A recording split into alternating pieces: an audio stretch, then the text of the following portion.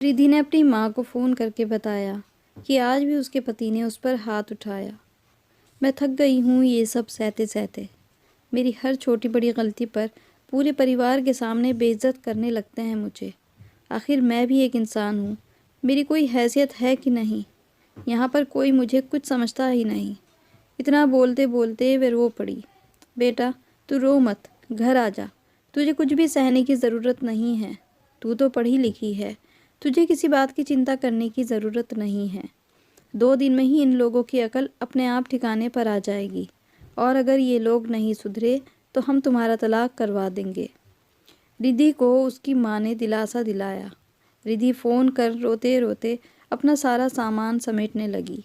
मोहित ने उसको सामान पैक करते हुए देखा तो वो बोला, कहाँ जाने की तैयारी चल रही है? आपको क्या लेना देना, मैं कहीं भी जाऊँ? मैंने कभी आपसे पूछा कि आप कब और कहाँ जाते हो? जब आप अपने परिवार के सामने मेरी बेइज्जती करते हैं तब आपने कभी कुछ सोचा? मैं आपकी बीवी हूँ, कोई नौकरानी नहीं। अब बस मोहित, बहुत हो गया। अब मैं यहाँ एक पल भी नहीं रहूँगी। रिद्धि, वो हमारा अपना परिवार है, और मैंने तुम्हें ऐसे ही नहीं डांटा था। तुमने गलती की थी। तुमने पापा से बहस क्यों की? यह सब करने के लिए तुम ही मुझे उकसाती हो। मैं उसे बहुत देर तक मनाने में लगा रहा, लेकिन रिद्धि ने मोहित की एक बात भी नहीं सुनी और गेट के बाहर निकलकर ऑटो में बैठी और स्टेशन के लिए निकल गई। रिद्धि ने ऑटो में बैठे बैठे देखा, मोहित उसे बहुत दूर तक देखता रहा, लेकिन गुस्से में रिद्धि ने अपने सोचने समझने की ताकत जैसे खो दी थी। रिद्धि की माँ के कहे हुए शब्द रिद्धि के कानों में गूंज रहे थे। बेटा, तू घर वापस आ जा, बहुत सही लिया तूने। उसकी शादी को 1 साल हो गया है। मोहित अपने माता पिता का इकलौता बेटा है। एक बहन भी है जिसकी शादी हो चुकी है, और रिद्धि अपने भाइयों की 3 भाइयों के बीच में अकेली थी। वह अपने घर की बहुत ही लाडली थी। जब रिद्धि घर में बहू बनकर आई थी तब ससुराल में सबने उसे पलकों पर बिठाया था। सब उससे बहुत प्यार करते थे, लेकिन रिद्धि सिर्फ मोहित को ही अपना मानती थी। घर के बाकी लोगों से वह कोई मतलब ही नहीं रखती थी। मोहित उसे बहुत समझाने की कोशिश करता, लेकिन रिद्धि हर बात का उल्टा ही मतलब निकालती और फिर अपनी माँ को फ़ोन कर करके और भी बढ़ा चढ़ाकर यहाँ की बातें बताती, तो वह भी उसे समझ आती।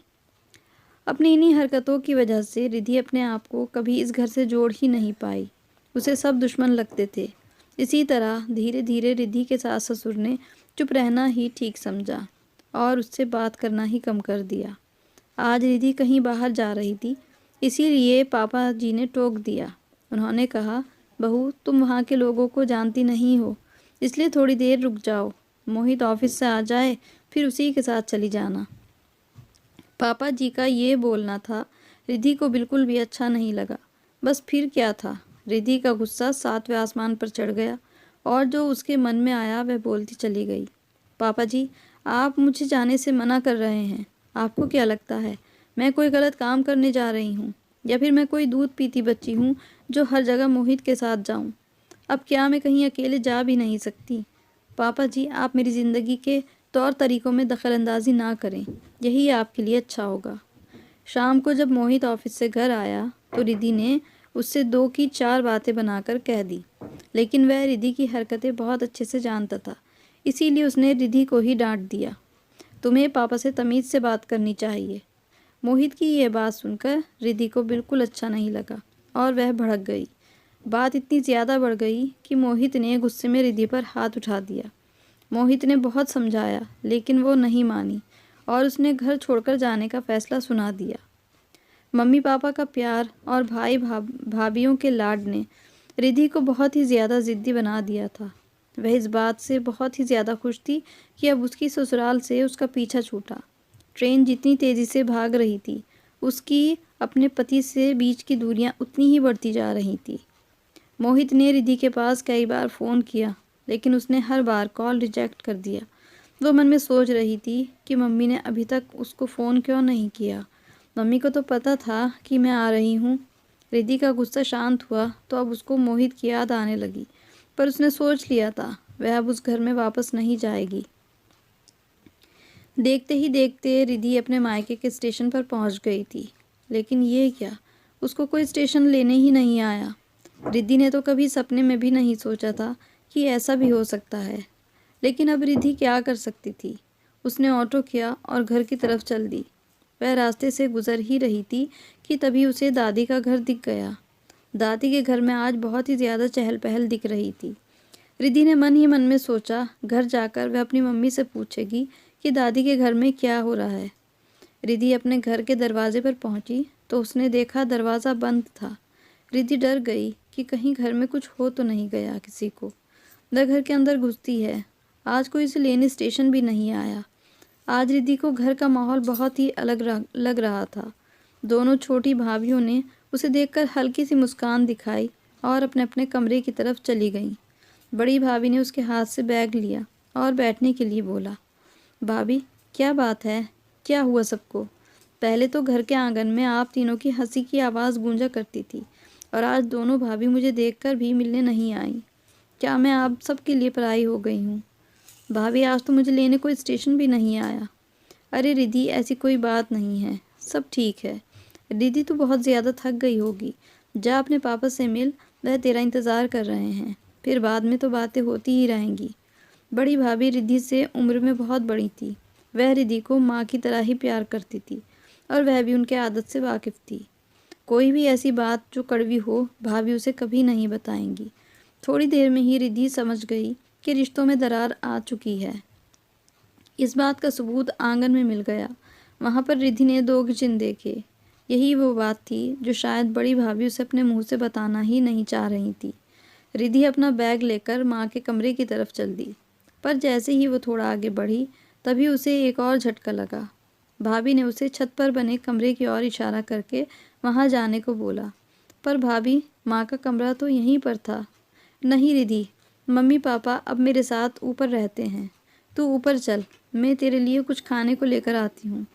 अब उसके मन में ढेर सारे सवाल चल रहे थे, पर उन सवालों का सही सही जवाब देने वाला कोई न था। इतना सब हो गया और माँ ने मुझे कुछ बताया भी नहीं। मैंने तो कभी ऐसा सोचा ही नहीं था कि मम्मी मुझसे कुछ भी छुपाएंगी। क्या मैं अब मम्मी के लिए पराई हो गई? एक मैं हूँ जो अपनी सारी बातें उनको बताती हूँ। अभी जाकर माँ से पूछती हूँ, आखिर उन्होंने मुझे कुछ भी क्यों नहीं बताया। ऊपर पहुँचकर रिद्धि माँ के गले लग गई। इतना सब कहना था, पूछना था, पर मैं कुछ बोलती। इससे पहले ही माँ ने मुझे चुप रहने का इशारा किया। तेरे पापा की तबीयत बहुत ख़राब है, अभी अभी सोए हैं। हम थोड़ी देर में बात करेंगे। वैसे भी अब तो तुम्हें यहीं रहना है, बाद में आराम से सारी बात करेंगे। उसके मन की बात मन में ही रह गई। रिद्धि के लिए भाभी ने उसकी भतीजी के कमरे में बिस्तर लगा दिया। दिन भर की थकान और टेंशन की वजह से उसको कब नींद ने घेर लिया उसे पता ही नहीं चला। दूसरे दिन सुबह सुबह नीचे से आई तेज़ आवाज़ ने उसकी नींद तोड़ दी। बीच वाले भैया ज़ोर ज़ोर से चिल्लाकर छोटे को अपनी तरफ से गाड़ी हटाने को बोल रहे थे। छोटे भैया कुछ बोलते, पर इससे पहले ही छोटी भाभी ने उन्हें खरी खोटी सुनाना शुरू कर दी। रिद्धि चुपचाप ये सब खड़ी हुई देखती रह गई। वह मन ही मन सोच रही थी कि ये लोग इस तरह कैसे कर सकते हैं। रिश्तों का कोई लिहाज होता है कि नहीं? बड़े जेठ हैं वह, आखिर हिम्मत कैसे हो गई छोटी भाभी की बड़े भैया से ऐसे बात करने की। अभी जाकर मैं भाभी से बात करती हूँ। रिद्धि को बहुत गुस्सा आ गया था। वह तेज़ कदमों से नीचे जाने लगी, तभी माँ ने उसे बीच में ही रोक दिया। रिद्धि, ये उनका मसला है, तुझे इन सब के बीच में पढ़ने की ज़रूरत नहीं है। पर मम्मी, अदब लिहाज नाम की भी कोई चीज़ होती है या नहीं? अच्छा, तुम ये सब बोल रही हो? मम्मी ने उसे अंतर्भेदी नज़रों से देखा और वह पानी पानी होकर वापस कमरे में चली गई। कहने को आज पहला दिन ही था उसका इस घर में, जहाँ वह पैदा हुई थी, जहाँ उसके माँ पापा थे, पर पता नहीं क्यों सबकी नज़रों में एक खालीपन था। रिद्धि का कमरा भी अब दूसरे भाई के हिस्से में चला गया था और वह एक मेहमान की तरह अपनी भतीजी के कमरे में अपने बैग को एक जगह रखने की कोशिश में लगी हुई थी। पापा से कोई भी तनाव वाली बात ना की जाए, ये हिदायत माँ और भाभी दोनों सुबह से 2 बार दे चुकी थी। कहाँ उसने सोचा था कि वह जैसे ही घर पहुँचेगी तो तीनों भाई उसे सर आंखों पर ले लेंगे, और कहाँ ये सब देखने को मिल रहा है। बड़े भैया ने भी ऐसे बातें की जैसे मानो किसी को पड़ी ही नहीं है उसकी और ना ही उसकी परेशानियों की। रिद्धि ने जो भी सोचा था वह सब पानी में मिल गया। सब अपने अपने कामों में लगे थे। मम्मी से कितनी सारी बातें करनी थी, पर वह भी मानो कुछ सुनना ही नहीं चाहती थी। अब उसे रह रह कर अपना घर मोहित याद आने लगा। मम्मी, ये दादी का घर क्यों सजा हुआ है? कल रास्ते में देखा मैंने। और दादी कैसी हैं? अरे वो मानव के बेटे की शादी है, उसी की तैयारी हो रही है। कब चलना है सबको?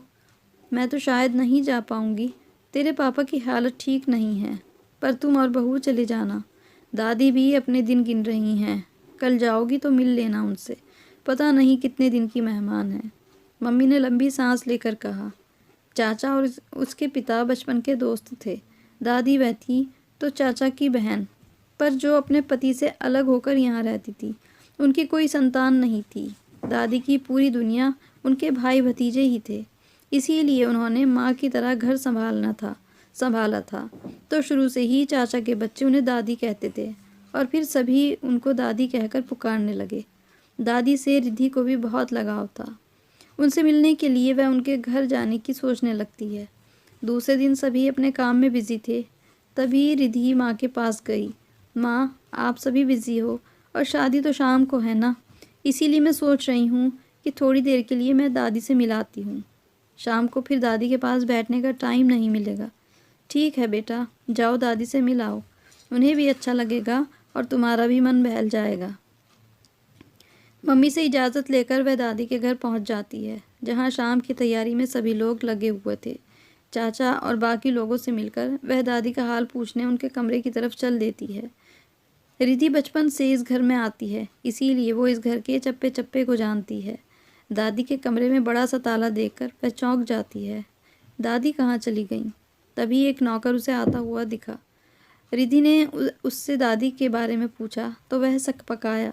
फिर वह उसे पीछे नौकरों वाले कमरे की तरफ ले गया और वो उसे एक छोटे से कमरे में छोड़कर चला गया।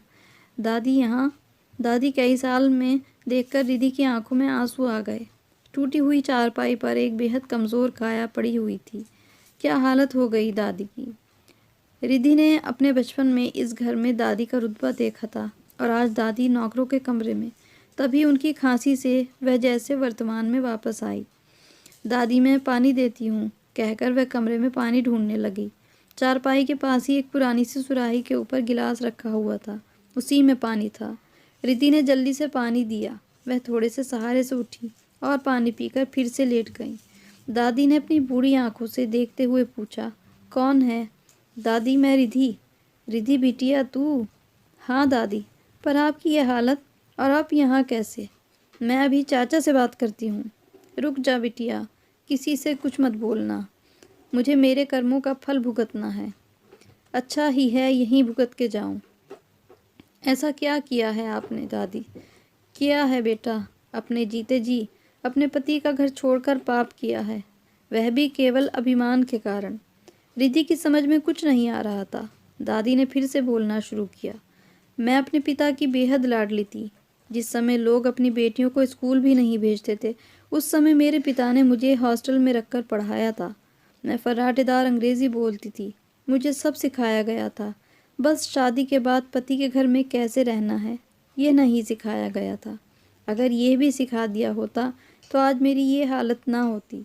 मैं बहुत ज़िद्दी और घमंडी हो गई थी। मेरे पिता ने मेरी शादी में दिल खोलकर खर्च किया था, ज़रूरत की सारी चीज़ें दी, बस मुझे संस्कार देना भूल गए। एक दिन मेरे ससुर जी ने मेरे कमरे में मेरी दीवार घड़ी निकाल ली, जो मुझे मेरे पिताजी ने विलायत से मंगवा कर दी थी। वो उन्होंने बैठक में टंगवा दी। बस फिर क्या था, मैंने आओ देखा न ताओ, ये भी न सोचा कि उस समय वहाँ कितने लोग मौजूद हैं। बाहर जाकर अपनी घड़ी उतार लाई और उनको सबके सामने भिखारी बोला और उनको अपमानित भी किया। जब मेरे पति ने उनसे माफ़ी मांगने को बोला, लेकिन तब भी मैं अभिमान में थी। बहुत घमंड था मुझे अपने पिता की दौलत पर। झुकने से अच्छा मुझे वह घर छोड़ना ज़्यादा सही लगा और मैं यहाँ चली आई, हमेशा हमेशा के लिए। पहले तो 1-2 बार उन लोगों ने संदेश भी भेजा, फिर बाद में वह भी आना बंद हो गए। उन्होंने दूसरी शादी कर ली। आज अपने घर में होती तो नाती पोतों वाली होती, मेरी भी इज्जत होती। जब तक मेरे पिता और भाइयों की चली, तब तक मेरा भी घर में चली, पर अब भतीजे का राज है।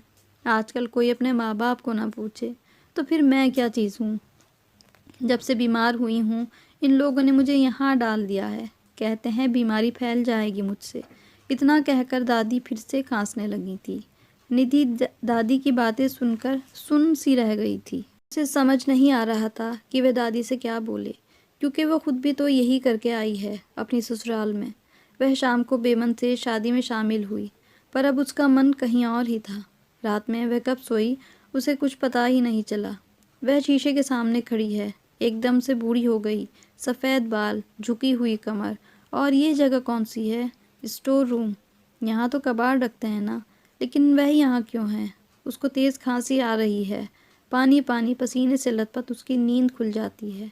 क्या हुआ निधि बेटा, कोई बुरा सपना देख लिया क्या? उसकी मम्मी ने उसको पानी देकर पूछा। वह अभी भी पसीना पहुँच रही है। अच्छा सुन, तू जल्दी से फ्रेश हो जा, फिर तुम अपना सामान स्टोर रूम वाले कमरे में लगा लो। वह क्या है ना, अब तुम्हें यहीं रहना है तो अलग कमरा तो चाहिए होगा ना, इसीलिए मैंने स्टोर की सफाई कर दी है। आज से तू वहीं रहेगी। वह चौंक जाती है। कहाँ मोहित और उसका बेडरूम, और कहाँ ये स्टोर रूम। उसे अपना सपना सच होता हुआ दिखाई दे रहा है। वह फिर से पसीने में नहा जाती है। मम्मी से ये उम्मीद बिल्कुल भी नहीं थी। उसे रोना आ जाता है। अब उसको अपनी सारी गलतियाँ याद आने लगती हैं। उस दिन भी तो पापा जी उसके और मोहित के बीच बचाव ही कर रहे थे, जब वो उन्हें मारने झपटी थी। अगर मोहित बीच में नहीं आते तो उसका हाथ उठ चुका था अपने ससुर जी पर। इस वजह से मोहित मजबूर हो गए थे उस पर हाथ उठाने के लिए। कोई भी बेटा अपने पिता की बेइज्जती कैसे देख लेता, लेकिन रिधि ये बात छुपा गई थी। उसने अपनी माँ को ये नहीं बताया था। आज सब उसे याद आ रहा था। मोहित बेहद याद आ रहे थे, और घर भी। उसने अपना मोबाइल उठाया। मोहित की ढेर सारी मिस्ड कॉल पड़ी थी, जिसे उसने गुस्से में नहीं उठाया था। आज हिम्मत करके फ़ोन उठाया। कॉल की दूसरी तरफ से मोहित की आवाज़ आई। रिधि, कोई ऐसा करता है क्या? मुझे माफ़ कर दो और लौट आओ। मुझे और इस घर को तुम्हारी ज़रूरत है।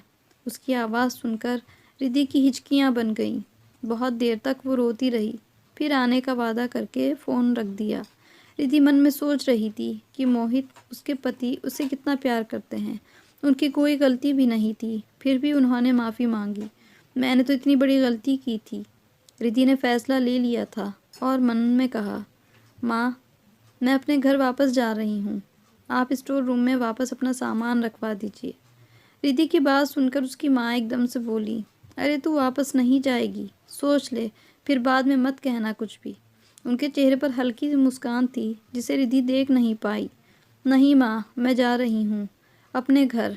वह मेरा घर है और अब कभी कुछ नहीं कहूँगी। वह मुस्कुराते हुए नहाने चल दी। तैयार होने के बाद उसने स्टेशन के लिए कैब बुलाई। माँ ने ढेर सारी चीज़ें दी। वह सबसे मिलकर चल दी। घर से थोड़ी दूर निकलने के बाद उसे एहसास हुआ कि शायद उसका मोबाइल घर में ही छूट गया है।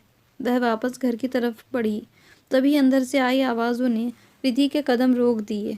माँ और तीनों भाभियाँ आंगन में बैठी हंस रही थी। छोटी भाभी बोली, मान गए आपको माँ जी, क्या सबक सिखाया है आपने रिधि दीदी को। और सबसे मुश्किल रोल तो बेचारे पापा जी का था। बेचारे पापा जी 2 दिन बिस्तर पर पड़े रहे। क्या करती मैं?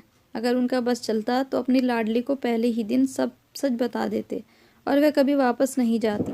इसीलिए उनसे दूर रखना ही ठीक था। मैं रिधि को बहुत अच्छे से जानती हूँ। वह बहुत ज़िद्दी है। जब तक उसे सामने से कोई चीज़ ना दिखाओ समझती ही नहीं है। इसीलिए मायका का ये रूप दिखाना ज़रूरी था। एक ही दिन में 2 किचन बनाना और तुम सबका इस तरह एक दूसरे से लड़ना भी तो हमारी योजना का हिस्सा ही था। पर बेचारी निधि दीदी के साथ में हम सब ने उनके साथ सही नहीं किया। मंजली भाभी बोली, बच्चे जब छोटे होते हैं तो कड़वी दवा देने के लिए कभी कभी माँ को उनकी नाक बंद करनी होती है, क्योंकि वो उनके फ़ायदे के लिए ही होता है। अब उसकी अकल ठिकाने आ चुकी है। अब वह ठीक से ससुराल में रहेगी, किसी को परेशान नहीं करेगी। अगर मैं उसको ये सब पहले समझाती तो वह मुझे भी अपना दुश्मन समझती। पर अब सब ठीक है। लेकिन माँ जी, एक बात समझ नहीं आई। अभी तो दूसरा ही दिन था। निधि इतनी जल्दी कैसे चली गई? बड़ी भाभी ने बोला। निधि की आंखें छलक आईं।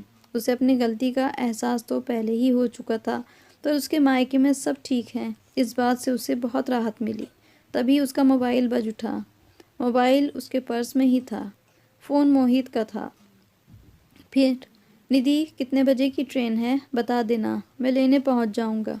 जी अभी बताती हूँ, कहकर वह वापस कैब की तरफ चल पड़ी। निधि स्टेशन पर पहुंच चुकी थी और मोहित वहां खड़ा उसका इंतज़ार कर रहा था। मोहित को देखकर रिधि के चेहरे पर खुशी आ गई।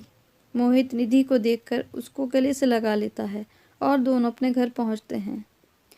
रिधि के सास ससुर उसको देखकर बहुत खुश हो जाते हैं। रिधि की सास ने सबके लिए चाय बनाई। सभी एक साथ बैठकर चाय पीते हैं। चाय पीते पीते रिधि ने अपने सास ससुर से माफ़ी मांगी और दोबारा ऐसा कभी नहीं होगा इसका भी आश्वासन दिया। उन्होंने रिधि को माफ़ कर दिया। रिधि का ये बदला हुआ रूप देखकर सभी लोग बहुत खुश थे। रिधि अपने कमरे में चली जाती है और सारा सामान निकालकर अलमारी में रखने लगती है। तभी मोहित ने अपनी सासू माँ को फ़ोन किया। माँ जी, आपने जो भी मेरे लिए किया उसके लिए आपका बहुत बहुत धन्यवाद। मैं आपका ये एहसान कभी नहीं भूलूंगा।